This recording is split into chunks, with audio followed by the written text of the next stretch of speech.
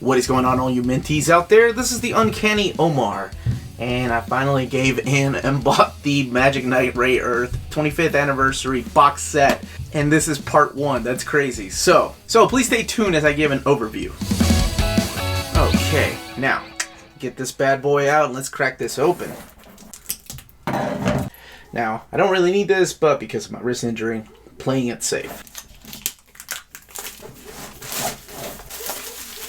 Okay, let's take a closer look at this box with this gorgeous clamp artwork here in the front. You have Hikaru, Umi, and Fu, and they together become the Magic Knight Rayearth characters. Wait, what am I talking about? Rayearth is the place. Magic Knights is what they become.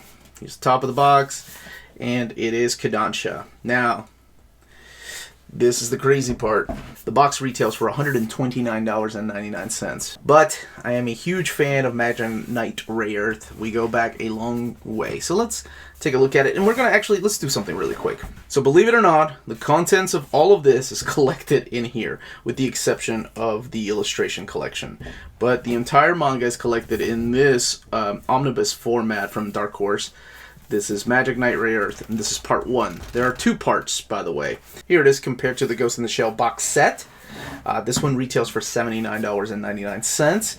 They are the exact same publishers that brought the Akira box set, and this wonderful collection right here, which retails for $179.99. Also Kodansha and beautiful. Okay, let's get one of these out and do just a little more size comparison with other formats. So here is an image of Hikaru. Background is her mech. Spoilers, but no, not really. I'm not going to talk about spoilers. So let's look at it. Here's the book size compared to, this is a standard size manga right here, and compared to the size of the Berserk Deluxe Edition. So it's just as tall. Now let's crack it open. I'm going to quickly look at each volume. The volumes read from right to left, so keep that in mind. It's the first time I've opened this up. Bringing back memories. So yes, Magic Knight Rayearth, and I go way back to 1995. I went to a convention, and that's what I fell in love with. Those eyes. I saw it on a case. It was a bootleg case this guy had. He was selling the first 8 episodes. I think each, videotape. Back then, we had videotapes. Each videotape was $29.99. There were 4 episodes. They were horrible versions. You had, I don't know if y'all remember VCRs, but you had to turn the tracking all the way to the right. Oh, it was awful. But I didn't care. I finally had it because I had seen a picture of Hikaru in the back of a Hobby Japan magazine. So I was like, I don't care what this is. I want it. So I watched the anime and I fell in love. And then a few years later, fast forward to I want to say it was probably 2000, early aughts, Tokyo Pop, before they became Tokyo Pop. They were Mix Sign magazines. They released the chapters in the Mix Signs, which were anthology collections. And then they became Tokyo Pop. They released each of the graphic novels, the little tankobon size graphic novels. So here, let's flip a little more through here as we look at the artwork. And what I want to do is kind of compare this copy to an original translation from, this is the Dark Horse stuff here. So here we have the Kodansha, and then here is the Dark Horse. You can tell the paper quality, by the way, is this thick matte paper that you don't really need glossy paper. It kind of reminds me of the paper in the Berserk Deluxe Editions. It's really thick. The artwork doesn't come through to the other page, which happens a lot in manga sometimes when it's cheap. The paper's cheap. But here's what it looks like. No, it's not really touched up, but the colors, the blacks, really pop out more.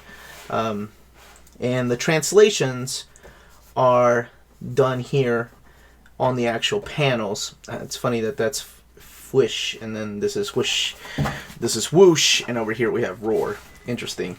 Also interesting is the translation of the attack, Fire Arrow, which is the way I grew up with Arrow of Flame, which is probably more accurate. Now let's look at a splash page action panels here. So this is the way it looks like in this edition, and then the way it looks here in this deluxe hardcovers.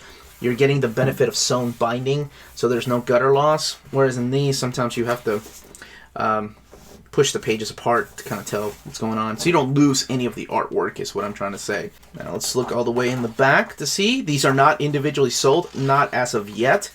They're just sold like this. And here's some translation notes. They talk about like school years and the blood types, how the importance of it in Japan and the culture. So that's really cool. I've seen these before, and then we have a few white pages, maybe for your journal entries or notes. Moving on to book number 2, part 1, book 2. 25 years. That is crazy that it's been around that long. What I didn't see at the beginning of this one, though, is the bonus stages. Maybe that will be in the illustration collection. So, the story of Magic Knight Rayearth. Let's talk about that really quick. 3 girls from Earth are in Tokyo Tower from different schools, and they get transported to this world of Sephiroth. And they are summoned by Clef, and together they're supposed to save the princess of this world. And that's all I will say. It's like an RPG. They are given swords, they are given armor, and the armor upgrades, the sword upgrades. They have magic abilities. As you can probably tell, Hikaru has the power of fire. Umi has the power of water. I didn't look at the back to look at her mech. And yes, eventually they get mechs. And Fu has the power of wind, which I always found interesting because, sure, now with the power of the internet, you all know this, that Hikaru means light, Fu means wind, and Umi means ocean. So I always thought that was really cool that their names kind of coincide with their powers. So yes, I have to bring up the fact they do get mechs too. Like eventually they will control these giant robots. They have a little traveling partner, Mokona, who is kind of like a MacGuffin. Whatever they need, Mokona provides. And they're trying to just save this world. And then there's conflict, of course, within the group. Like, one of them wants to go home. She's tired of fighting. The other one wants to stay. And I'm not going to reveal too much. I'm not going to talk about spoilers. And that's really the gist of it. But, oh my gosh, yes. When they meet the celestial gods here. Oh, that is so awesome. I will say, well, let's look at book 3. Here's book 3.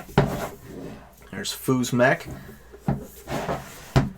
What I was saying is, there are some twists in the book that I didn't see coming the first time I got to... I watched the anime first, and then I read it.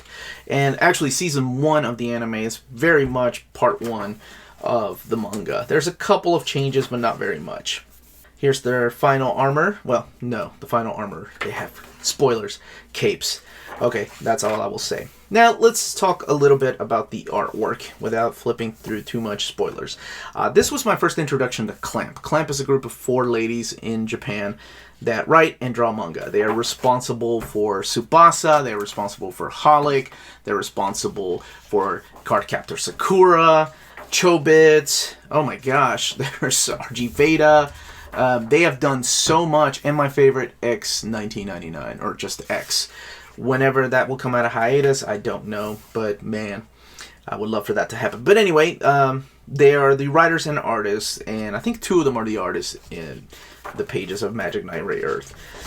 And it's gorgeous. I've never been that fond of their men, but I've always been a fan of their women. Just how gorgeous and how big their eyes are, how long their necks are, actually how over-exaggerated their bodies are, like how long they are. This is just some gorgeous artwork I just wanted to showcase. There is Fu's final armor. Before I look at the illustrations book, I did want to showcase. I love that the bookends here like are green. They're all different, dude. Like whatever their colors are of the hardback, red, and of course Umi's is blue. And all of the introduction, like there is no table of contents. It just literally jumps in. Magic Knight Rayearth, Clamp, and then who makes up Clamp. And yes, one of the ladies is named Mokona, who the little creature's named after. Now let's look at this wonderful book.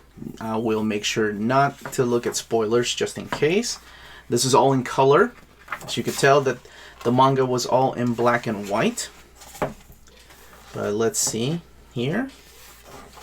It's all the covers that they did, all the promotional artwork. There were 2 art books released, and I own them both. And I think Tokyo Pop actually brought them over to America. Oh, that's gorgeous. Let me see Hikaru.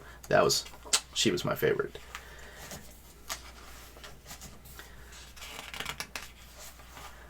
There's Zagato and Miranda. Whoa, that is gorgeous. And I want to say I've seen so many of these already. Alright, I won't flip through all of them because I want you all to be surprised whenever you buy your own or you decide to get your own. Let's see what else. Maybe the bonus stages are here. Okay, I'm here at the end of the book. And I did not see any of the bonus stages. And I'll show you all what those are. And maybe I missed it in the main book, but I know they're all in color in the original printing. This is how to draw Magic Knight Rayearth. Pretty interesting. Oh, no way. Is this a poster? Okay, I gotta zoom out a little bit. Okay, I hope that does it justice. It's a double-sided poster.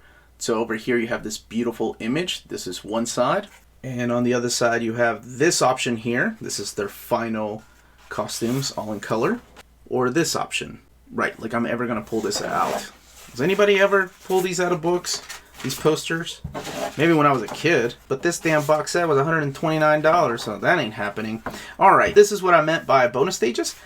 When I was talking about it. At the end of each of the books, like it would have been, this is book 1, and these are 3-in-1s. So they had these little bonus stages at the end. I love these chibi-sized pictures. But yeah, right here, The Secrets of Mokona. I didn't see it in there. And maybe I missed it. I'm going to go look through again before I stop the video. But I did see the images here, though. Those images are in the art book. But I didn't see the actual little comic strips, the little extra comic strips. Okay, I've looked and looked. No bonus stages here within the books or in the illustration collection. So maybe it'll be in the second box set. And the binding, as you can probably tell, is all sewn binding, and there is the eye. So it's perfect for laying down and reading. And that was the contents of this wonderful, beautiful box set. You can purchase the box set from cheapgraphicnovels.com. Your online home for brand new graphic novels and collected editions up to 50% off cover price. Cheap Graphic Novels prides itself on packaging your books so they arrive safely and in excellent condition, as well as prompt and helpful service. Cheap Graphic Novels Black Friday sale is continuing all through December, so there's still time to save up to 95% off thousands of books. Additional books will be added throughout the month, so be sure to check back often and stay tuned to CGN on social media to be the first to know when the new books have been added to the sale. Cheap Graphic Novels, your source for the hottest books with the kind of deep discounts, quality shipping, and customer service that will keep you coming back for more. Let me know if you have any other questions. Let me know if you have this box set and what you thought of it, if you found the bonus stages or am I just crazy, and if you're going to get the second box set. Again, this was the Uncanny Omar. Please don't forget to hit that like, subscribe button. You can find us on Patreon if you want to support us that way. That would be awesome. All of that information is in the description down below, along with our Redbubble link, where you can get our logo on stickers and on t-shirts. Remember, if it's classy and cool, it must be near mint.